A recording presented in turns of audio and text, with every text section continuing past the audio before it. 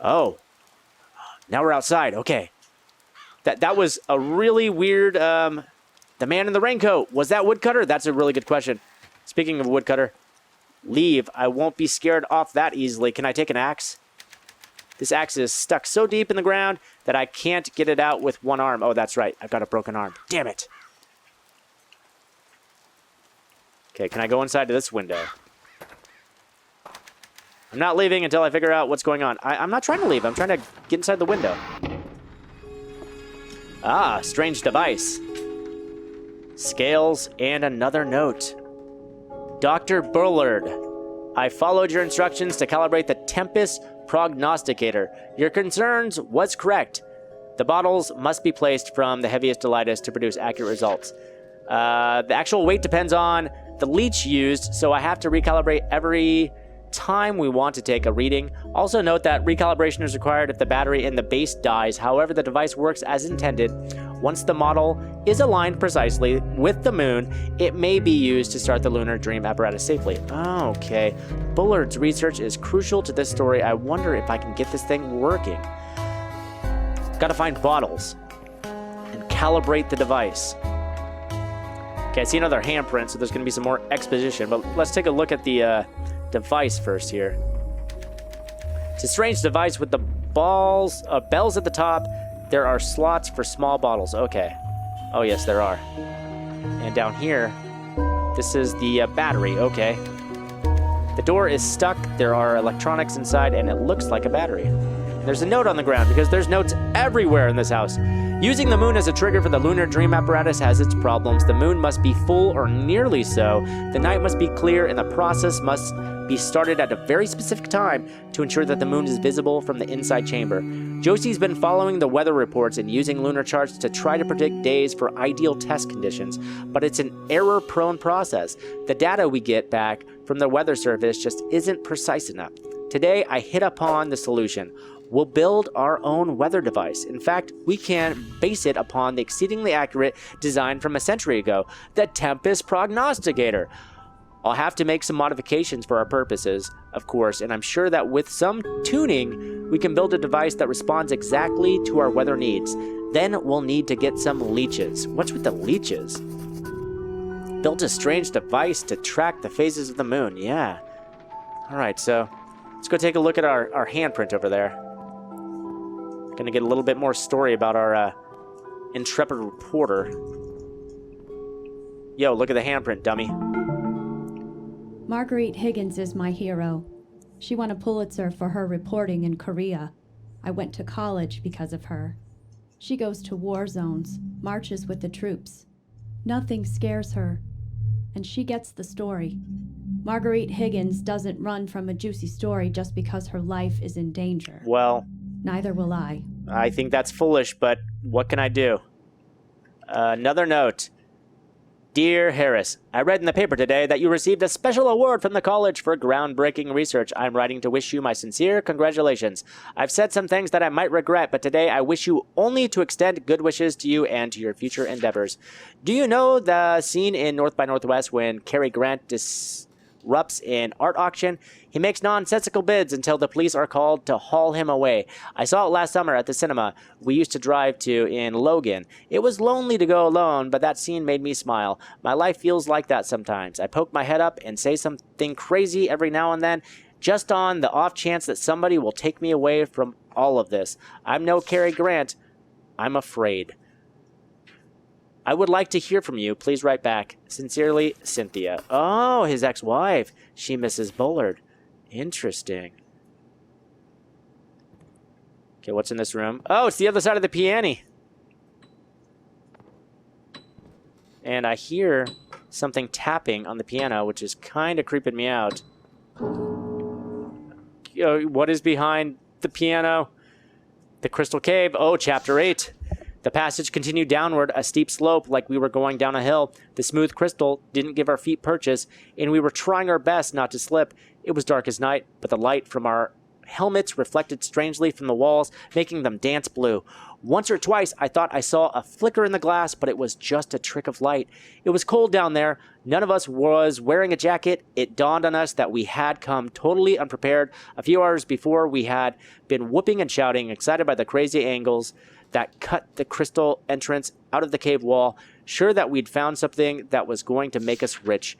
Now we walked in silence. Henderson's face wore a hard, determined look. Johnson was all suspicion. Jimmy just looked scared, his skin pale and his eyes wide. I opened my mouth to say something to him, then shut it. Either we'd find a way out or we'd die down here. All there was to it. It was then that Johnson screamed. Oh, Jimmy, you're a hell of a writer. But I want to know. Piano's blocking the way. Unfortunately, I can't move it. Yeah, I know, but I just want to know who was playing it. Piano chair has been knocked over. Very observant of you. Oh, that's just sheet music, I see. And we've got another paper, National Recognition for Local College. The National Academy of the Sciences announced its annual picks for leaders in science academia on Wednesday. Among the recipients was his prestigious award was our own Oakley College in Logan. The college won recognition for a controversial research paper published by the school's small neuroscience department last year. Quote, "We are very proud to have our work recognized in this way," said Dr. Graham Wellington, chair of the Oakley's Brain Studies program. Quote, "We are a very small program focused on areas of research that the big schools ignore. We applaud the Academy of Sciences for giving us the chance to prove ourselves." The award-winning paper, authored by Wellington and Dr. Harris Bullard, was written in 1962 but only published last year, titled, quote, "Accessing Subconscious Waves Through Twisted Pair Electroencephalography." The highly technical paper caused some controversy in the neuroscience community and was ridiculed by many experts in the field. The paper was the source of some local tumult as well. Quote, "This paper was written entirely by Dr. Bullard," said one Oakley student who did not wish to give his name. Quote, "Wellington just put his name on it and took all the credit." Bullard, who retired from school last year, could not be reached for comment. Interesting. Wellington claimed credit for his... So maybe he wanted to kill him. Ooh, another handprint. Yo, look at the handprint. Dad took me to Wichita once before he died. We drove for 4 hours to get there, ate hamburgers, and watched a movie. Dude, I want to eat hamburgers and watch a movie. He never explained, just told me to get in the car. Huh. I guess he knew he was going to die. Oh. That's weird and somber. Let's look out this window. This is really the middle of nowhere, even for Kansas. Just wheat as far as the eye can see. That's not making me feel very good, knowing that there ain't nothing out here. Just me and a crazy axe murderer. Portrait of Bullard feels like he's looking at me. It does, right? Creepy. And the fireplace has been used recently in the summer? Yeah, what's the deal? Hypothermia? Fireplace being used in the summer? Let's put... Whoa! Okay, oh, there's something under the floorboards, and that devil guy's just standing in a corner like a weirdo. Whoa! Bullard's a skeleton! Oh, and there's markings on the ground. Star, circle, square. Very, very interesting. Okay. Let's go check out the floorboard first off. What the hell's under here? There are some loose floorboards. Yeah. I could probably pry these floorboards up with the right tool. Oh, I need a tool. I see. Okay. And let's go take a look over here. Can I make out any markings? Now that the hearth is covered in ash. Is there something written here? That's what I'm saying. Well, you tell me. Is there something written here and what? Ah, fireplace poker. Is that the tool that will do the job? It is. We'll use it. I could probably pry this up with the right tool. Well, yeah, use the poker. I thought that was what we planned on. Can we do it? If I can get this poker wedged under a board, I might pry it open. There we go. Now I've got a box, but I'm going to need a key apparently. Oh no, I just need the combo. Oh, the combo on the ground. What was it? It was star, circle, square. Is that right? Or star, square, circle. Star. Come on. Square, circle. Is that right? It's some sort of a lock. Okay, apparently that wasn't it. Star, circle, square. There it is. Mystery salt. Oh, and it's a key? An old metal key. Fantastic.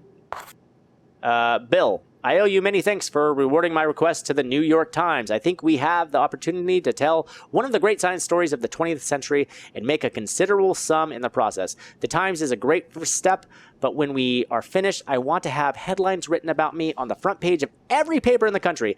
The key to our success is Harris Bullard's brain research. He's discovered something fundamental about the operation of subconscious brainwaves, and I believe that he will soon harness this knowledge to build a device whose object is to make men superhuman. Our first task is to procure this device before Bullard can publicize it, and my plans are for accomplishing that are already in motion. Once the device is in my hands, I am confident that I can reproduce and improve upon his work. That, Mr. Mitchell, is where you come in. An investigation of this magnitude must not be consigned to the boneyard of the academic journal. It deserves praise and recognition from the common man. We will make it the story of the year, and then we will sell the technology to those rich enough to meet our price. For now, we wait for Bullard to finish the device. Then we will make our move. Look forward to your continued cooperation in this mutually beneficial partnership. Best regards, Graham Wellington. Oh, so Graham Wellington, a real piece of crap. And so that makes sense. Okay, somebody's threatening Bullard, saying, like, I want your research, and it sounds like it would be Wellington, doesn't it? Oh, and we've got a combo to that safe upstairs. Sweet. All right, so I got to calibrate the device still. So let's go into this other room. Wait, can I take this? A fireplace broom. Oh, I can probably use that to sweep this away, but I don't need to because I've already read that using the goggles, but the fireplace has been... Yeah, I know that. Oh, I wanted to sweep that away. Yeah, nuts to that. Let's check out this door. Probably use the key on this, yeah? Oh, no need. Ah, we're in the kitchen now. Fantastic. And there's an eerie noise coming from here. Let's put on the goggles and take a look around. Okay, it looks pretty safe. Looks pretty safe. Let's go over to the stove. Looks like there's a ton of places to check over here. Stove is clean. It probably works. Good to know. Another note. United States Patent Office. Eyewear with electromagnetic refracting lenses. Ah, so that must be my mask. Abstract of the disclosure. A pair of goggles is provided, which includes a metal strip, a battery, a lens, and assembly, which, okay, we know this. It's the mask that we're wearing. I'm not going to read that whole thing. Let's open the fridge. Okay, we got a coffee can. That's frozen shut. I can hear something rattling inside. What? Okay, so I gotta thaw that out. Okay, and the fridge itself is empty.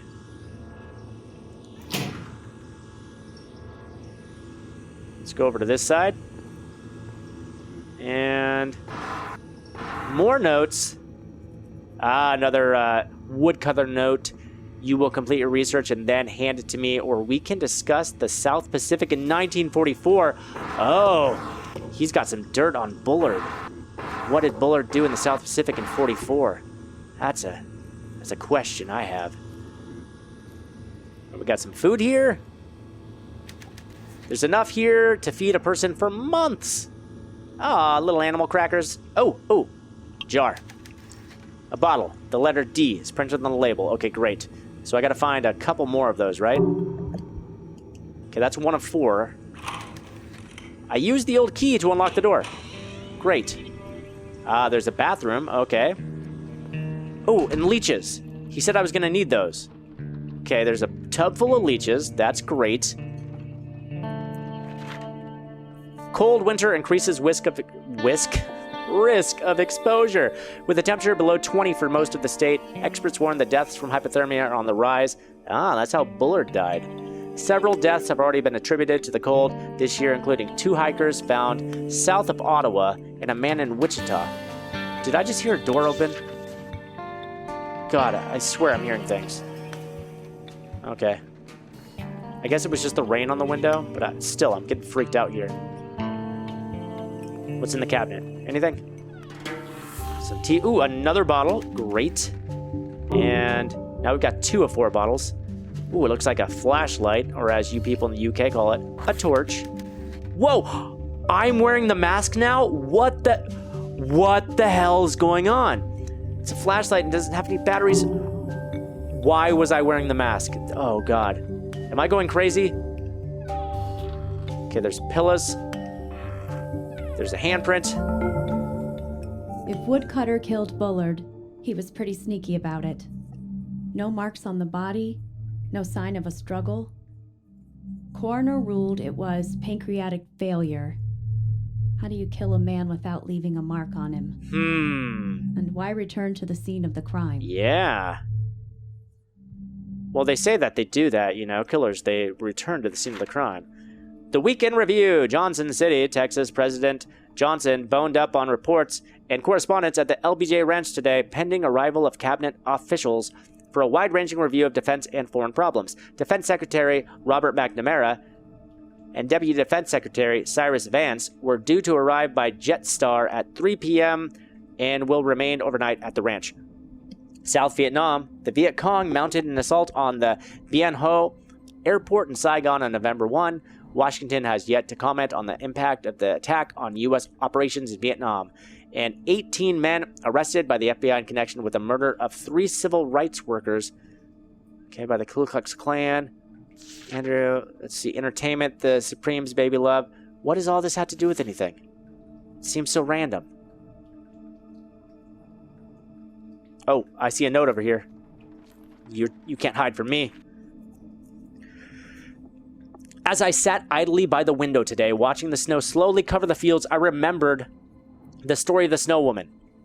I first encountered it in a thin volume of Japanese folktales that somebody loaned me at the base of Yokohama, and a decade later, it is the only story from the collection that I can recall. The Snow Woman is a fascinating character. She's a monster, a murderer, a force of nature, yet she has human qualities as well. Having fallen in love with a young man, she spares his life in order that she may appear to him later in another form and marry him. By telling her of his father's death, the man breaks a contract, but it's not just a contract between a man and the Snow Woman, it's a contract with the universe itself.